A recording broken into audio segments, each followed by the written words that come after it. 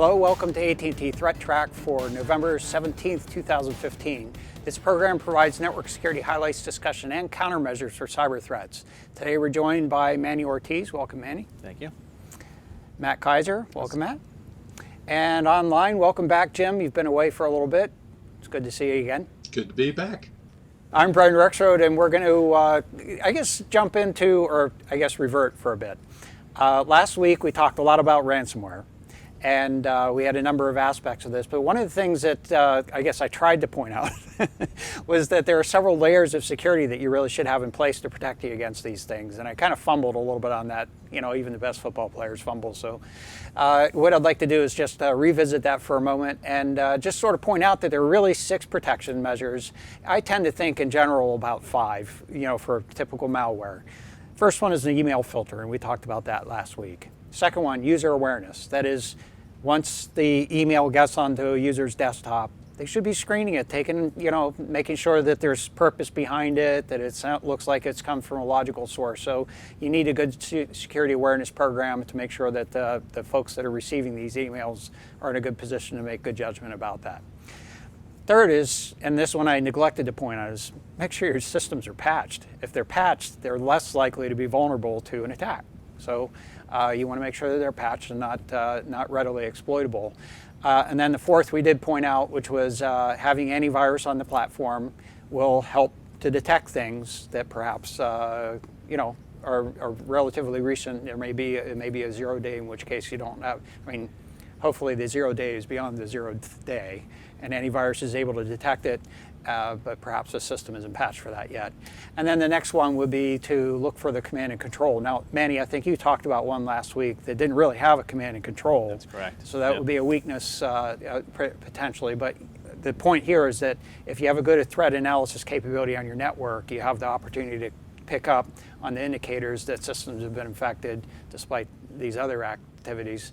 And then last but not least is to have a good backup in place so that if all of those others fail, that you're in a position to be able to recover from an event. So anyway, just to revisit from that, 6 layers of security against ransomware. Maybe not all those layers are going to work for you, but that's the benefit of having layers to be able to protect you against events like this. Alrighty, so let's move on, and we'll pass the reins over to Jim here. And we talk a lot about different attacks against systems. This is sort of an attack against the people, isn't it? Yeah, this one popped up in in my RSS feeds last week. An article over on firstpost.com about referring to a FireEye report. Though there's a series of websites that were hacked over the last year that had some code injected into them that FireEye has now concluded was probably state-sponsored. And it was about 100 websites scattered around the world that had a profiling script injected into it that FireEye calls Witch Coven. And basically what this script does is it injects a super cookie into the user's browser. Super cookie is basically it's a cookie that uses a number of different storage techniques to try to remain persistent. In fact, they're using a very particular implementation of it that the source code can be found on GitHub, but I'm not going to point directly to it. It's in the paper if you really care. But basically, then they are able to collect information from the browser, and because the super cookie is in there, they can track users' behavior, across multiple websites.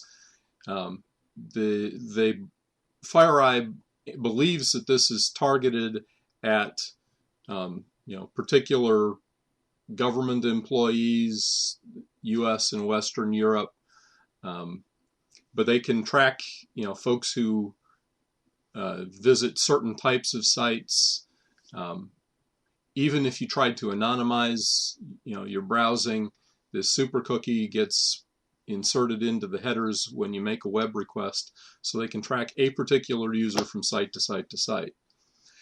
And there's a nice graphic in the paper itself that shows that of these 100 websites that FireEye has discovered that were hacked over the last year, there's a wide variety of types of websites. There were 16% of them were governments, 13% of them were embassies, which is one of the reasons why they think it's targeted at particular types of government employees. 12% though were higher ed and research. 10% were entertainment type sites. Just a wide variety of sites that got infected.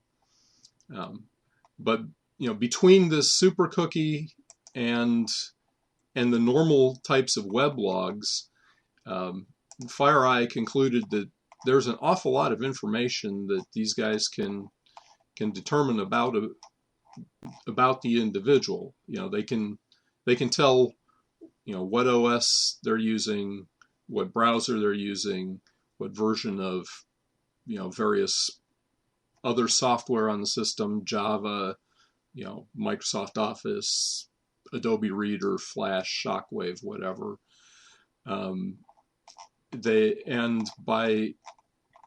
Between what they can get out of what their super cookie passes back and what you can get out of just normal web logs, your refer field and that kind of thing, they believe that this is intended to be used to target particular government officials or executives who from the US or Europe who have interest in or potentially are traveling to Russia or the Middle East or Africa. So it seems to be a nation state actors that are at work here, and what their ultimate goal is, that's not clear yet, but it seems to be a pretty sophisticated operation. Yeah, very much so. And this sounds like there are a few things here. First of all, I mean, I guess my bias perhaps, when we talk about reconnaissance in terms of cybersecurity, my tendency is to think in terms of scanning a network. And this is a case where it's actually almost turning the activity around. It's a case where they're gaining reconnaissance about potential targets by basically through a subtle infection in a sense. And so I presume it makes it very difficult to determine who that target is. That is, unless you actually have access to their activities, you wouldn't necessarily know that. As you said, you're absolutely right. It is kind of the reverse of the reconnaissance we're used to in defending an enterprise. These guys are, as I said, they've infected a wide variety of websites, and then hopefully they are hoping to correlate the data that they get to be able to narrow down and pinpoint particular individuals that they're interested in attacking. There is going to be some collateral damage. Some innocent people are going to get this super cookie and injected into their browser, and that's one of the ways that FireEye actually became aware of it, is that they found signs of this super cookie in web traffic from a wide variety of folks that just happen to browse to one of the 100 infected websites that they're aware of. Mm-hmm. Mm-hmm. Yeah, perhaps that's where you were going. That was where I was going, yeah, there's going to be a lot of noise in there. It's very difficult. I mean, there may be some bias in terms of the victims, but you'd have to know enough about those victims to be able to say, whether there's some sort of demographic, either geographic or the types of activities they're performing. And my comment earlier, I think, Jim, I don't think you had heard, but I kind of made the comment. It doesn't look like, I guess that conclusion or at least assumption that that is targeting. It's a nation state targeting some government individuals. If it's government organizations, you tend not to find the people with the big money. So they're probably not good targets for monetary purposes. So there perhaps is another purpose there. Well, I keep thinking back to the OPM hack and how the supposition was always that this was not stolen for financial gain. This was stolen to gain leverage over people with clearances. Right. And it makes me think maybe there's a larger component that we haven't seen. We're seeing the tip of a much larger iceberg in terms of gathering information about individuals. They may have the targeting information. They may know the name to tie to the tracking ID that they've got. We just may not see it.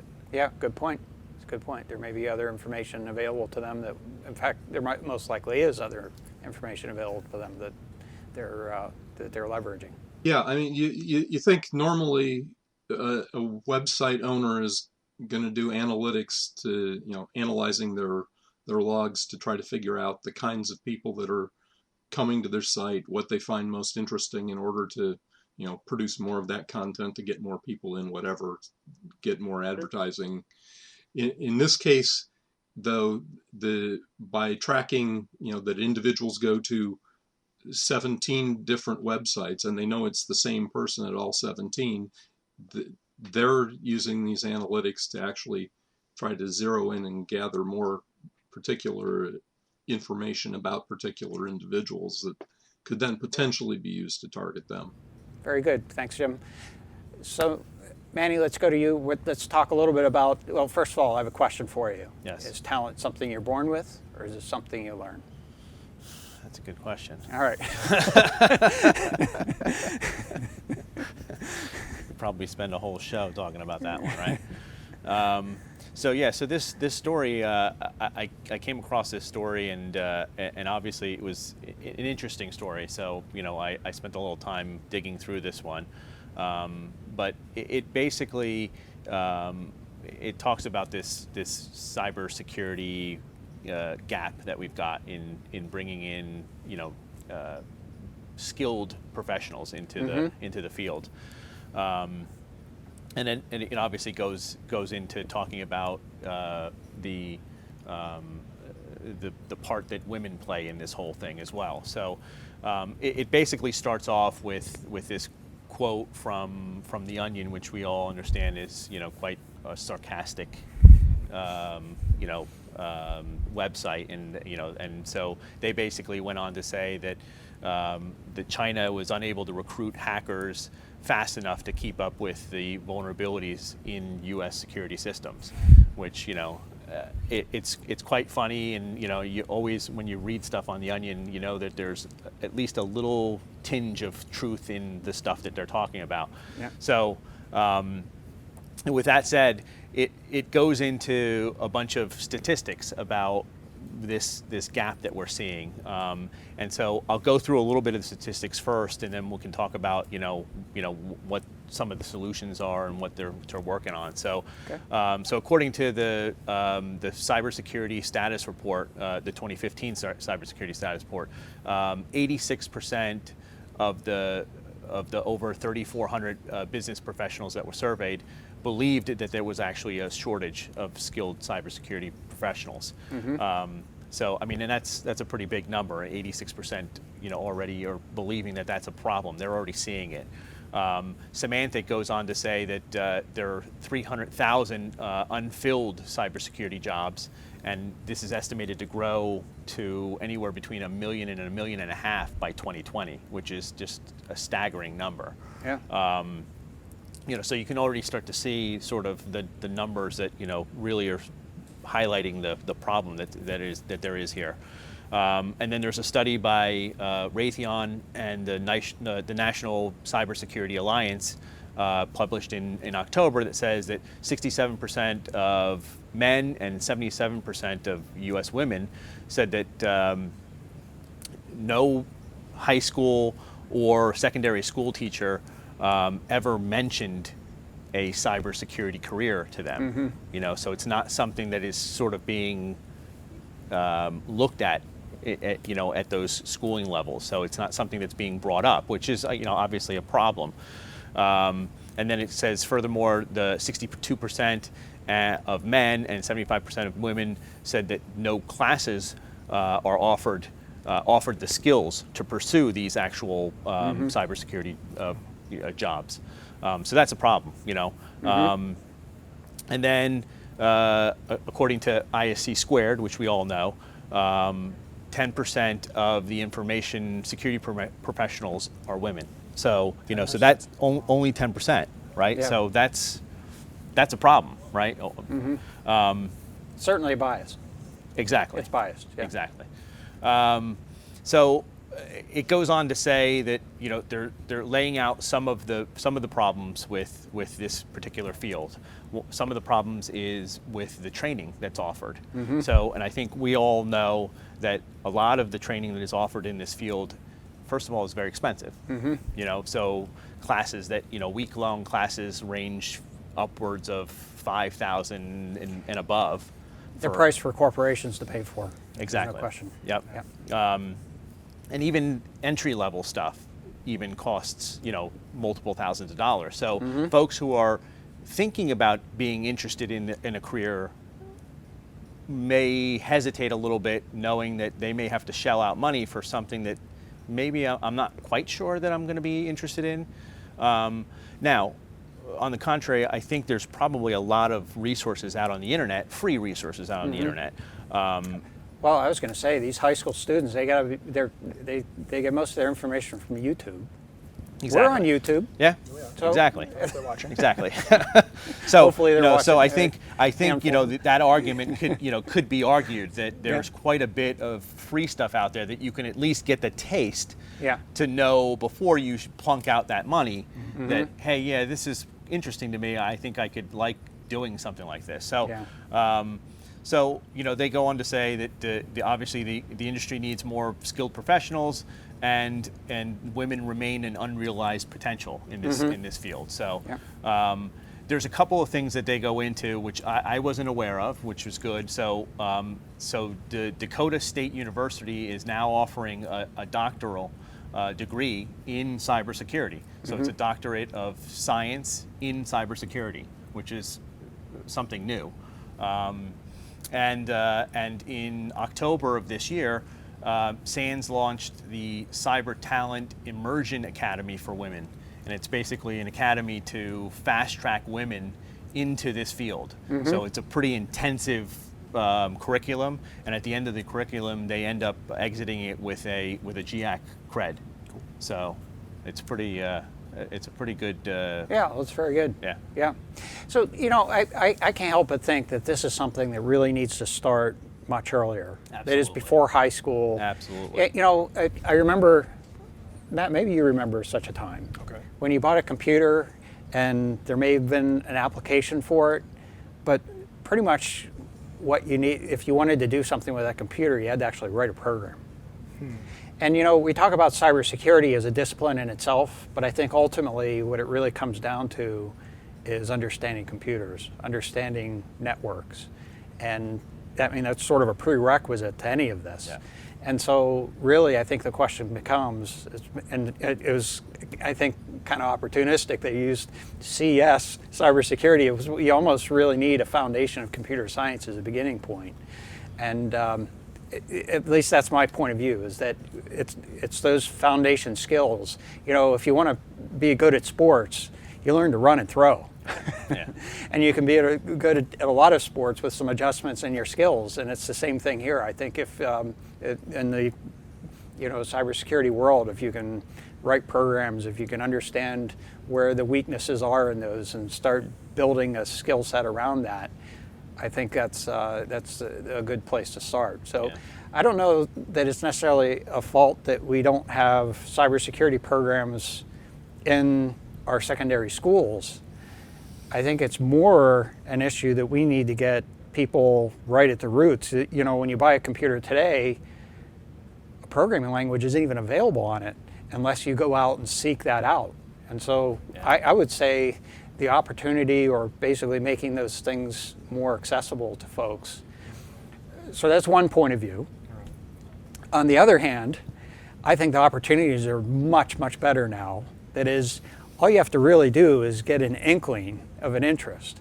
And there are all kinds of resources available to us today in the open source community with tools, capabilities, forums to be able to exchange information and hopefully get the right kind of positive influences that you become a security practitioner as opposed to a getting in trouble. Well, that makes me think a lot about this. I was thinking of Ed's top 10 attributes of a good CISO. Yeah. And the first one is encourage mischief. Yeah. Now, I think that there's a certain amount of that has to be permitted for someone who wants to learn. Oh, absolutely. I mean, I know when I was growing up and learning computers, there were things that I got into that, I probably shouldn't have been doing, but I learned about it and it got me excited about what I was doing. But we all do that as Well, teenagers, right? That's just part of growing instead up, of right? staying out late and smoking behind the bowling alley or whatever it was, I was playing with computers. Yeah. I know, I agree with you, there are a lot of good resources out there for kids. I think things like Pico CTF, which basically is meant as a high school level CTF to start you off with very basic programming problems and hacking problems and work your way up is really cool. But I think there's still a little bit of distrust, and I'll explain. I think that the perception is that you give kids the tools to hack.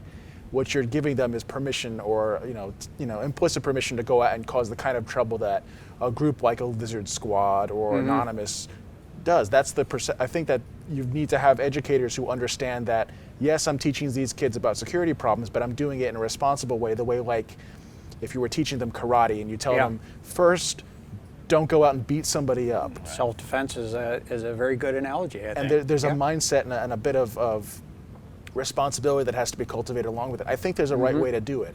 I just don't know that I've seen it yet. Yeah.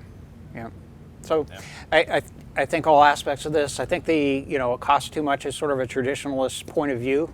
And notice here, I think there's a distinct, there's the opportunities, the career options, the choices. I think that's still sort of separate from gender. Now, on the gender topic, I agree with you thoroughly. I think the opportunity to bring more women into the career field, and I think the diversity in gender as well as nationalities, backgrounds, are very valuable aspects of this. So just one last thing on the programs that I had mentioned earlier. Just a caveat on those.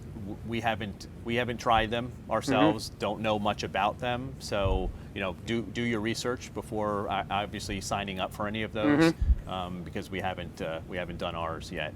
Yeah, absolutely. So. For anything, this is like we said, there are lots of opportunities that are out there. These are a couple of examples where these were shared in the article as a part of the article, right? Yep. So we're just really conveying the information. Yep. Thanks, Manny. Yep.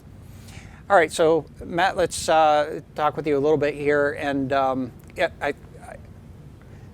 hopefully I'm not stealing any thunder here, but I think we perhaps have belittled the fact we talk about the internet connected refrigerators when the televisions are connecting a lot faster than the refrigerators are. So they're certainly not without their faults. Sure. Perhaps you can share us.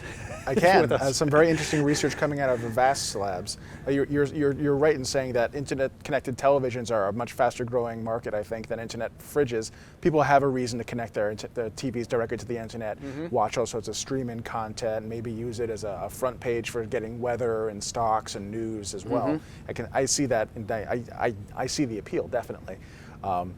That being said, the same sort of little things to worry about apply. So as I was saying, Avast has an IoT lab where they've got a whole bunch of devices hooked up to the internet, and they boot them up. They see what behaviors they can see, and it turns out that they found a Vizio TV that they were able to do some man-in-the-middling on and find out some very interesting things it was doing in the back end. I really like this article. I like the way they stepped through bit by bit how they enumerated the surface of the device and figured out here's where we'd like to be attacking, here's why we can and can't do it, here's a way that I can find another way around it. So they they found out that the certificates for HTTPS were not being validated, very common flaw that we've seen in IoT devices, but there was something holding them back. Well, that's not even necessarily an IoT specific thing. Oh, it's not. We've seen a lot of applications that just simply. It just have feels had to that me problem. like I've read this sequence of steps before, and I'm like, okay, no, you did this. Somebody must have done this with a router or something else like that recently. So it feels very familiar. So just a quick caveat here, or tangent. Encrypting traffic really doesn't do anything for you unless you know who you're talking with. Absolutely true, and that's exactly what happens here. You know, if you can't validate that certificate, which the television was not doing, you could be talking to anybody, and no one else can listen. But heck, you know, who are you talking to? So in their lab, they were able to redirect the traffic for DNS, so they would speak to a specially controlled attacker server, and then set up that HTTPS connection, take a look at the contents. And of course, the next thing you would try and do is try and tamper with those contents, but they had a checksum on that, which was based on a specific MD5 salt, which they did not have. Right.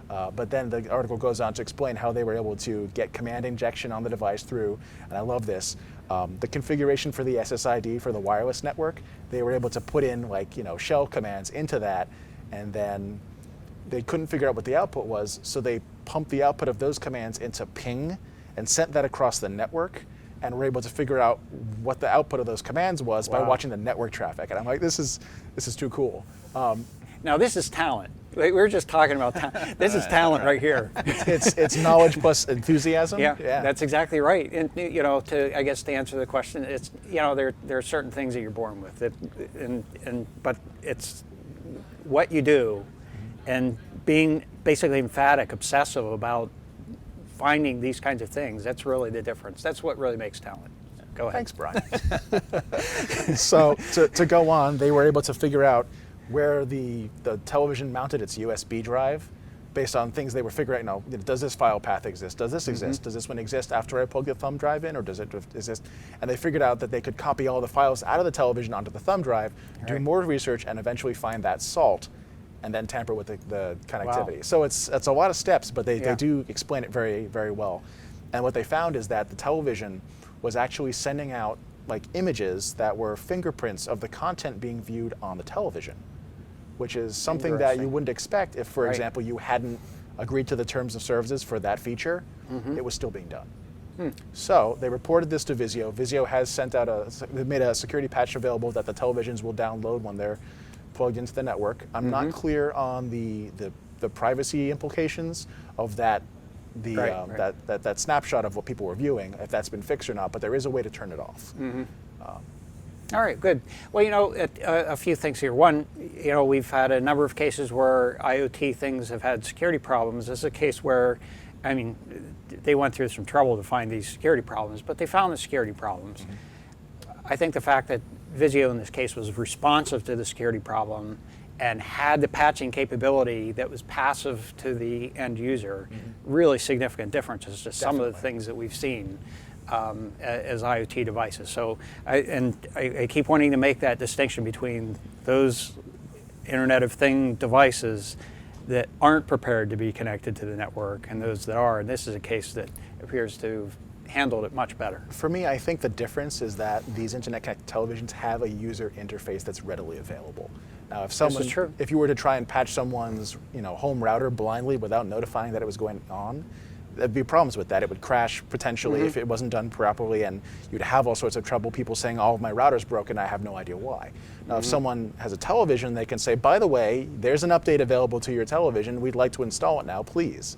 And you can click the button to say yes, and you should be done in a couple of minutes. Well, that is a good point about the difference between the interactions or the circumstances around the application that need to be addressed. All right, now to take a little bit of a look at what's been going on the internet. The first item here is bytes on source port 161 UDP. This is simple network management protocol, and we see alerts on this actually quite frequently, but I'm only really reporting on it from time to time. And I just wanted to make a little bit of a note about a change in activity that we're seeing here. Starting around October 30th, we started to see what I'll say is a clear trend, a density in the activity on SNMP. And this is reflective denial of service attack activity. the level of frequency that we're seeing this is significant now.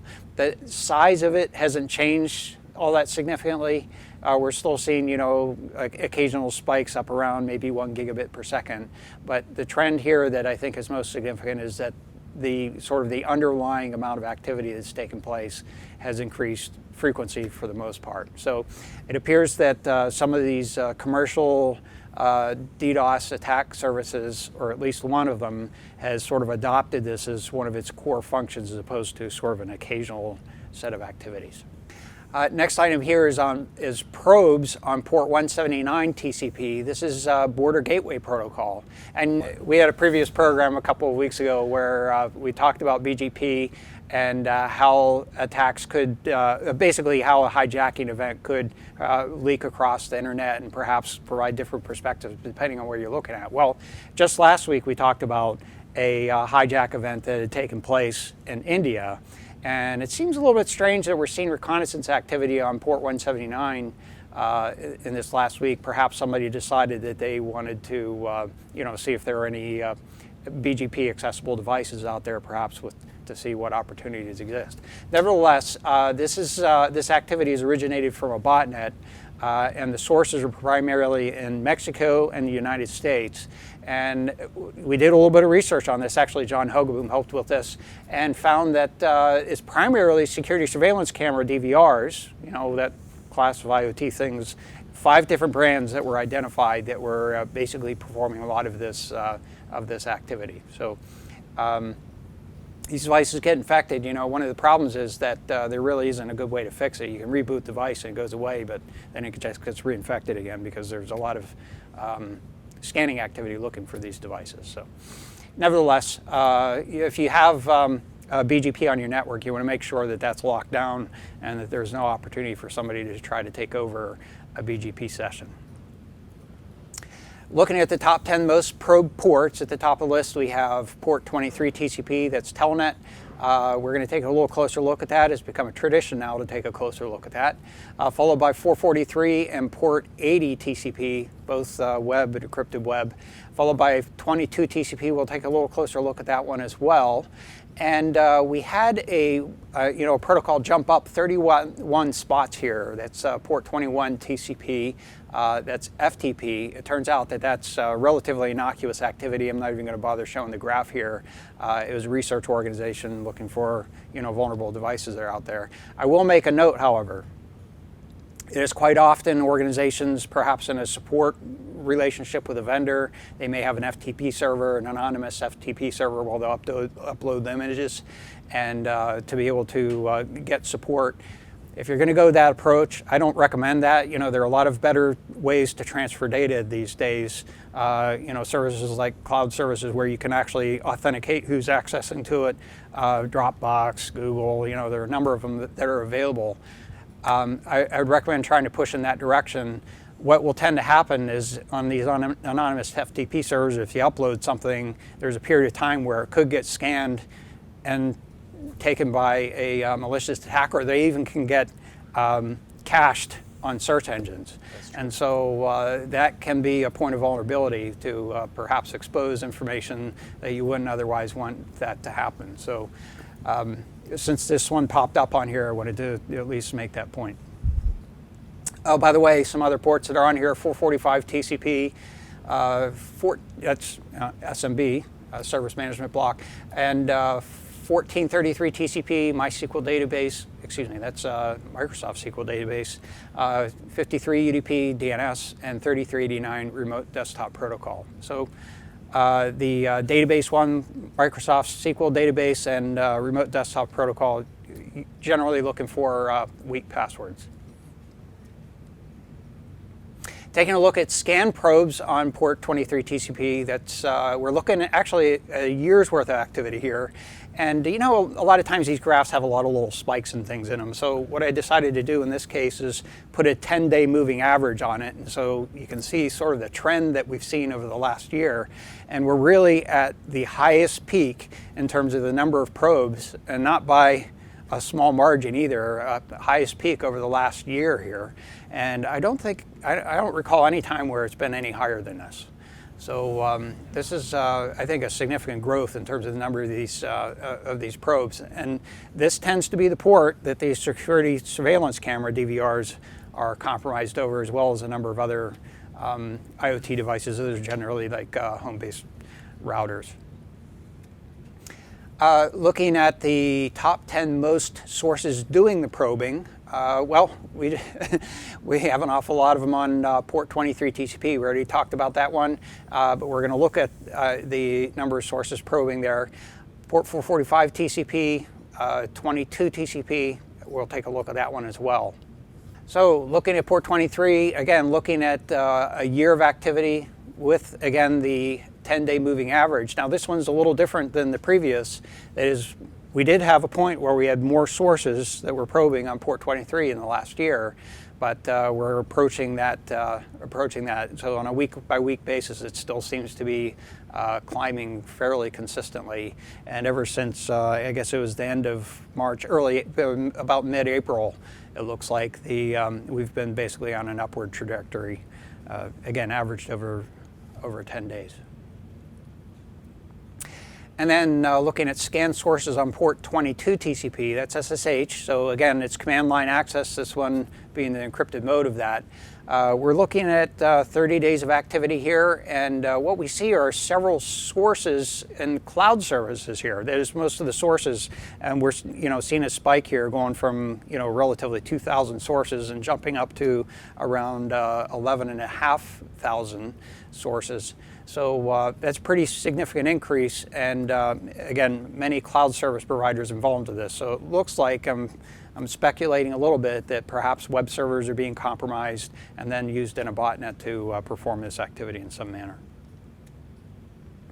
And if we look at port 22 over the last year here, this one is not using the 10-day moving average, but you can see the most recent activity way to the right there. And then it was just around, I would say, mid-July, we saw a relatively significant bump in the number of sources. It basically increased about threefold, and that has not settled out yet. So we have seen an increase.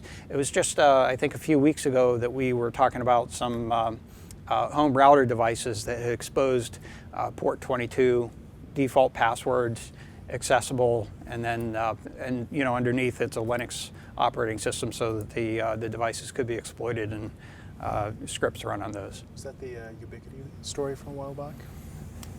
I think it was the air routers, but there may be other devices with similar characteristics. Okay. Okay, so that's our show for today. We'd like to thank you for joining us, and we'd like to wish a happy Thanksgiving for predominantly our United States viewers, although if you celebrate Thanksgiving in other parts of the world, we certainly welcome you to have a happy Thanksgiving there as well.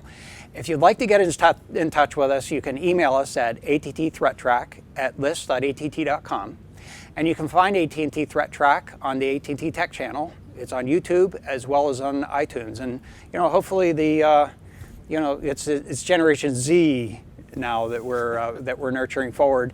Hopefully Generation Z is still a YouTube user and will be able to pick up on the program and seek out some opportunities in the cybersecurity profession.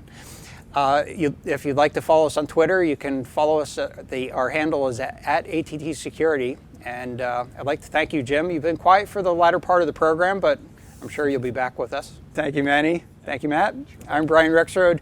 We'll be back next week with a new episode. Until then, keep your network safe.